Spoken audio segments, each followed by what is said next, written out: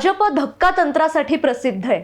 म्हणजे एखाद्या पदासाठी जी नावं चर्चेत असतात किंवा मीडियामध्ये ज्या नावांची चर्चा सुरू असते त्याच्या व्यतिरिक्त एक वेगळंच नाव आपल्या समोर येतं। पण भाजपच्या या धक्का तंत्राची आता आपल्या सगळ्यांना सवय झाली आहे।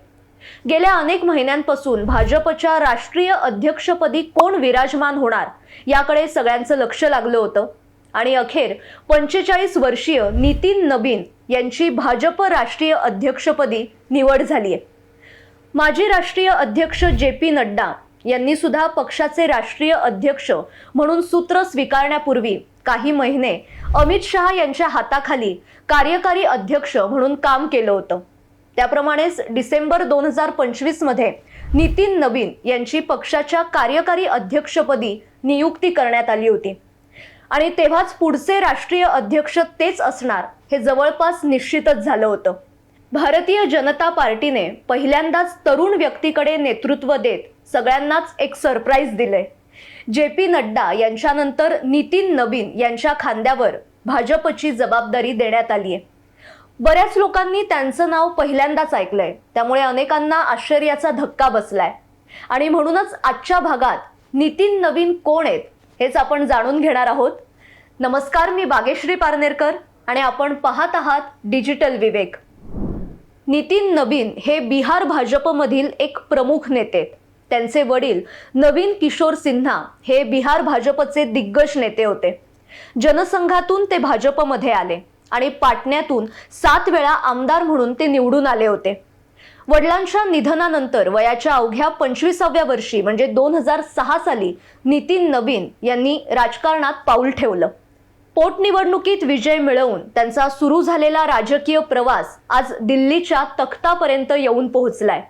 बांकीपूर विधानसभा मतदारसंघातून सलग 5 वेळा आमदार होण्याचा विक्रम नितीन नबीन यांच्या नावावर आहे।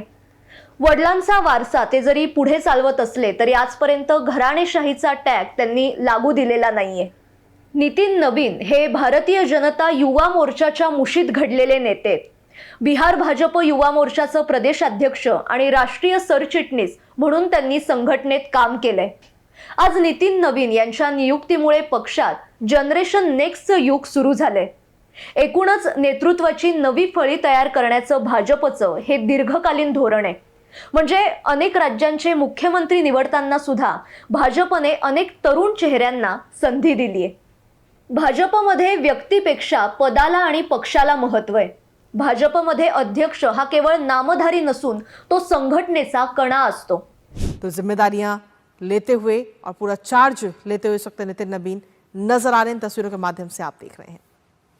तो अब भारतीय जनता पार्टी की जो पूरी कमान है वो इस वक्त अब एक युवा के हाथों में आ चुकी है। नितिन नबीन भारतीय जनता पार्टी के 12वें राष्ट्रीय अध्यक्ष। त्यामुळेच या व्हिडिओत जर पाहिलं असेल तर पंतप्रधान नरेंद्र मोदी, केंद्रीय मंत्री राजनाथ सिंग, जे.पी. नड्डा हे तरुण वयाच्या अध्यक्षांना किती मान सन्मान देत आहेत।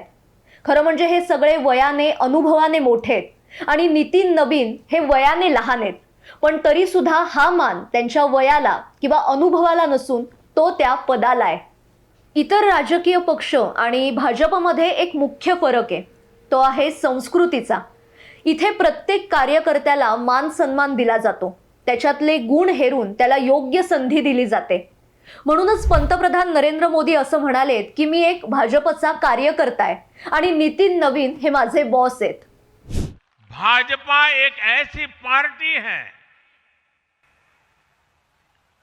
जहां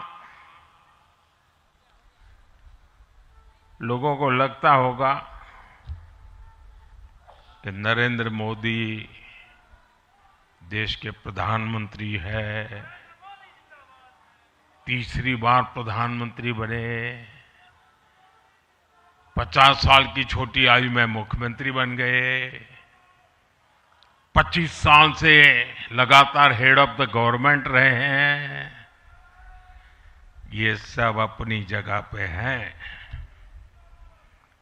लेकिन इन सबसे भी बड़ी चीज मेरे जीवन में है, मैं भारतीय जनता पार्टी का कार्यकर्ता हूं। ये सबसे बड़ा गर्व है। और जब बात पार्टी के विषयों को आती है तब माननीय नितिन नवीन जी,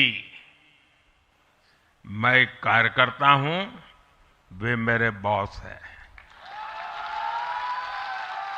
तुम्हाला आठवत असेल तर मध्य प्रदेश विधानसभा निवडणूक झाल्यानंतर भाजपच्या सगळ्या नवनियुक्त आमदारांचा एक ग्रुप फोटो काढण्यात आला होता आणि त्यात मोहन यादव हे तिसऱ्या रांगेत उभे होते.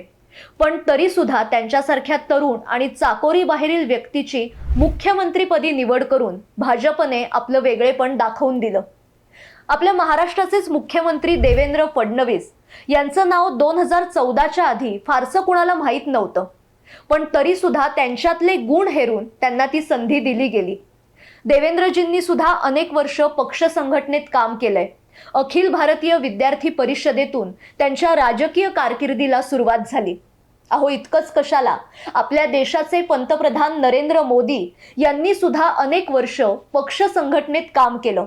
पक्षाने त्यांची कोणतीही जबाबदारी तडीस नेण्याची आणि प्रामाणिकपणे काम करत राहण्याची वृत्ती अचूक हेरली. पंतप्रधान मोदींनी सुद्धा त्यांच्यावर दाखवलेला विश्वास सार्थ ठरवला. अशी एक ना अनेक उदाहरणं भाजपमध्ये आहेत. आपण भाजप आणि इतर पक्षांच्या संस्कृतीविषयी बोलतोय, तर अजून एक व्हिडिओ दाखवते. मेरे को बनाने वाले यहाँ बैठे हैं श्रीमती सोनिया गांधी जी. मुझे जो अध्यक्ष पद मिला वो भी श्रीमती सोनिया गांधी जी और राहुल गांधी जी के कहने पे, यानी उनके सपोर्ट से ही मुझे मिला. और जब बात पार्टी के विषयों को आती है तब माननीय नितिन नवीन जी,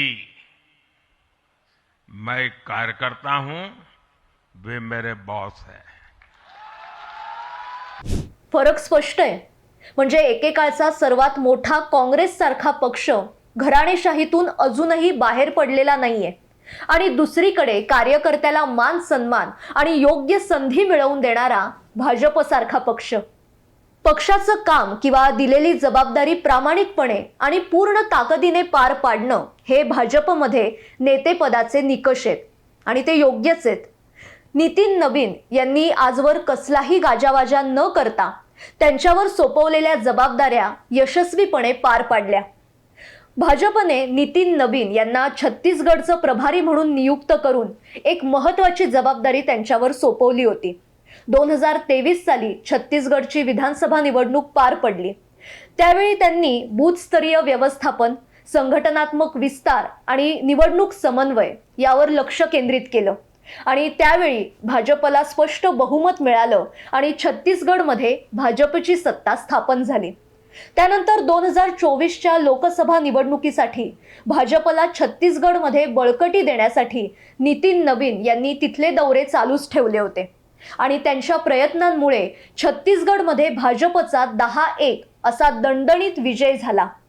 जम्मू काश्मीरमधील राष्ट्रीय एकता यात्रा असो किंवा तवांगपर्यंतची शहीद सन्मान यात्रा, नितीन नवीन यांनी नेहमीच मैदानात उतरून काम केलंय.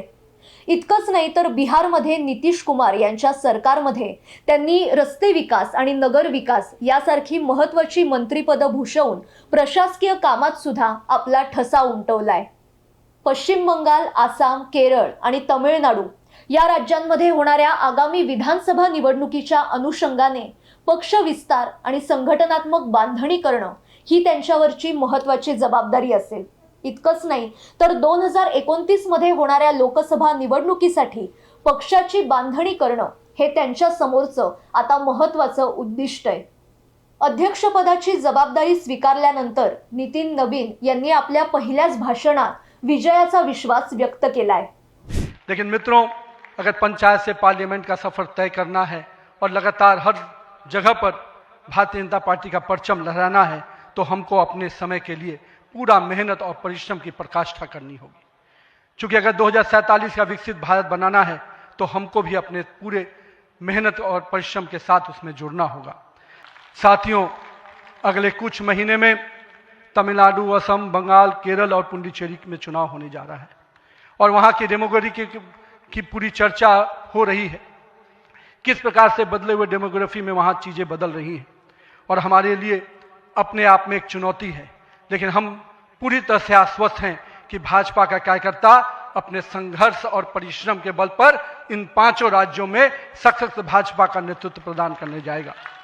आज जरी त्यांचं नाव बहुसंख्य लोकांना माहीत नसलं तरी कुणी सांगावं, त्यांच्या कार्यामुळे एक दिवस सगळ्यांच्या ओठावर नितीन नवीन हे नाव नक्कीच असेल। आजच्या भागात इथेच थांबते, पण याविषयी तुम्हाला काय वाटतंय ते नक्की कळवा आणि अशाच महत्त्वाच्या विषयांसह आपण रोज भेटणार आहोत। त्यासाठी साप्ताहिक विवेकच्या YouTube चॅनलला आजच सबस्क्राईब करा। धन्यवाद।